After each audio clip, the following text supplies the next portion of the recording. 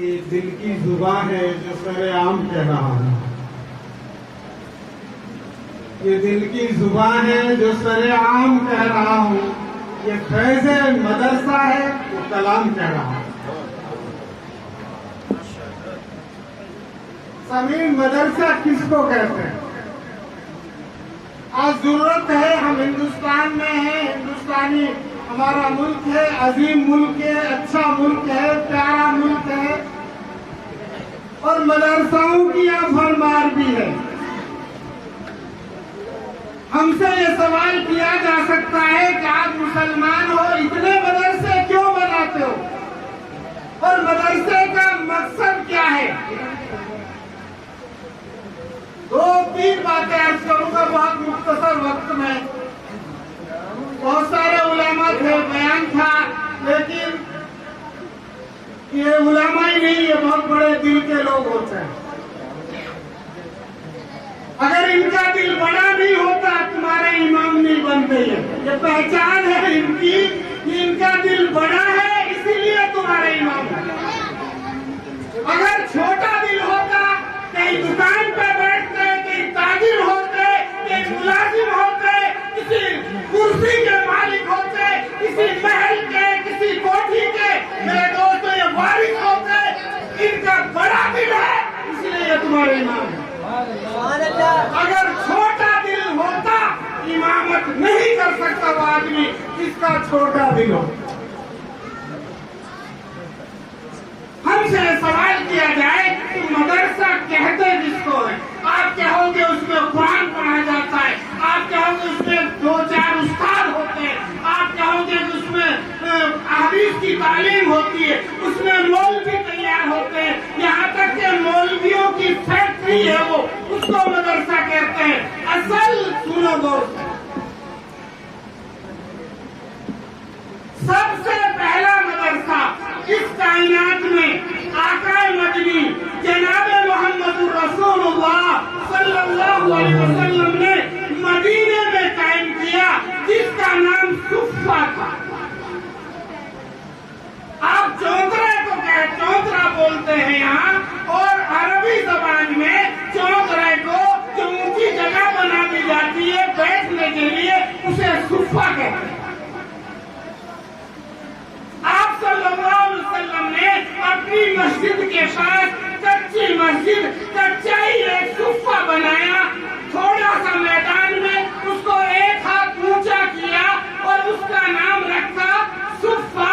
وہاں پر اکثر صحابہ کرام نے قرآن پڑھا ہے، احادیث کا درس پڑھا ہے. جس نے قرآن پڑھا اس نے دوسرے کو سکھایا. یہ سلسلہ جب طویل ہوا، بڑھتا گیا، تو صفاؤں کا، مدرسوں کا دائرہ جگہ جگہ بنتا گیا. اس وقت بھی اس چوترے کا نام جہاں قرآن سکھایا جاتا تھا صفہ ہی رکھا جاتا تھا. سب سے پہلا مدرسہ مدینے میں مسجد نبوی کے پاس، اور جس بھائی نے حج کی سعادت حاصل کی ہے اور جس بھائی نے عمرے کی سعادت حاصل کی ہے، آج بھی مسجد نبوی کے فرش سے وہ ایک ہاتھ اونچا وہ چوترا ہے، وہ صفہ ہے، جس کے اوپر 2 رکعت نماز پڑھنے کے لیے حاجی اپنی پوری جان کی بازی لگاتا ہے. کسی بھی طریقے سے اصحاب صفہ جس کو کہتے ہیں، 2 رکعت نماز مجھے نصیب ہو جائے. جو کام ہوا کرتا تھا، حدیث کا سبق اس چوترے پہ ہوا، قرآن کا درس اس پہ ہوا. وہی دنیا میں جتنے مدرسے ہیں، وہی کام اگر اس مدرسوں میں ہوتا ہے تو وہ مدرسہ کہلانے کا حقدار ہے، ورنہ وہ مدرسہ کہنے کا حقدار نہیں ہے. چاہے وہ چھوٹا ہے چاہے بڑا ہے، اگر وہاں سبجیکٹ ہوتا ہے قرآن و حدیث کا، اللہ کے حکم کا، نبی کے دین کا، وہ مدرسہ کہلائے گا. اس مدرسے کا تعلق اس صفہ سے ہوگا جو مدینے میں کرے گی. دنیا کی سب سے پہلی مسجد حرام ہے، کعبۃ اللہ ہے، اللہ کا گھر ہے.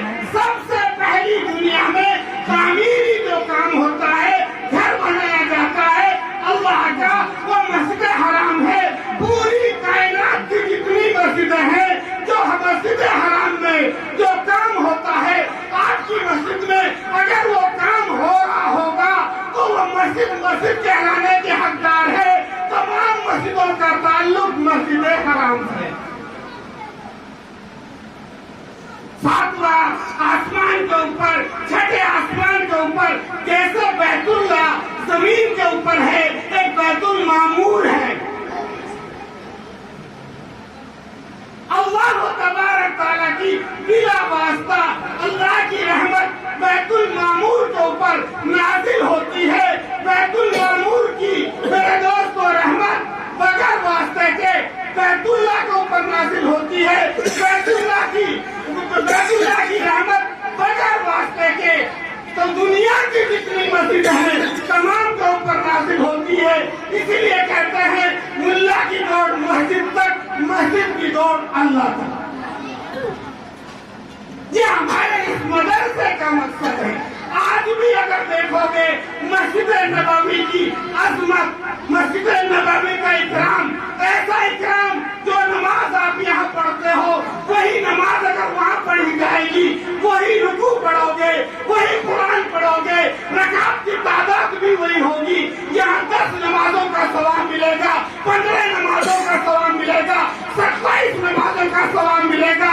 اگر مسجد نبوی میں یہی نماز وہاں ادا کی گئی 50,000 نمازوں کا ثواب ملے گا.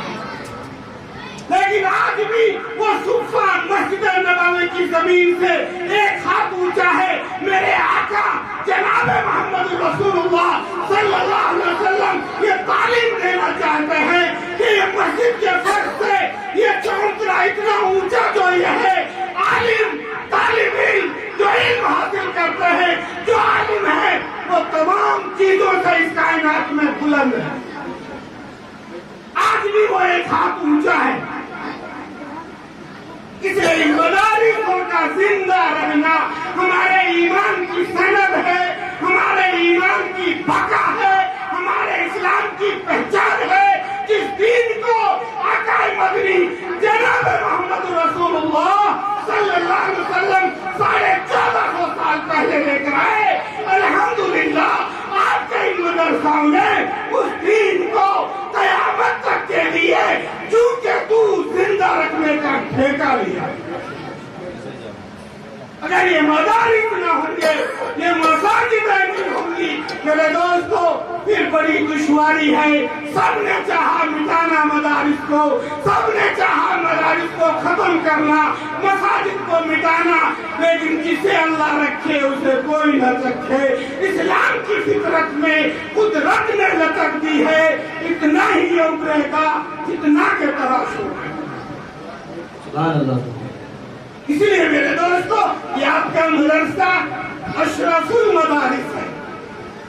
قاری عبد المالک صاحب بڑے محنتی ہیں, قاری جمیل صاحب بڑے محنتی ساتھی ہیں. یہ محنت ان کی آپ کے سلسلے سے, آپ کی طاقت, آپ کا نیک مشورہ, آپ کا ساتھ ان لوگوں کو ملتا ہے. اسی لیے یہ ترقی بھی کرتے ہیں, پڑھانے کا بھی کام کرتے ہیں. انشاءاللہ جب تک ہم رہیں گے, ہماری نسلیں رہیں گی, یہ مدرسہ بھی رہے گا, ہم انشاءاللہ اس مدرسے کے ساتھ رہیں گے انشاءاللہ. وقت کی قلت ہے, بہت ساری چیزیں دماغ میں تھی, بہت ساری چیزیں. مولویوں کا دماغ ایسے ہی بڑا دور تک چلتا ہے, تو بہت ساری چیزیں تھی.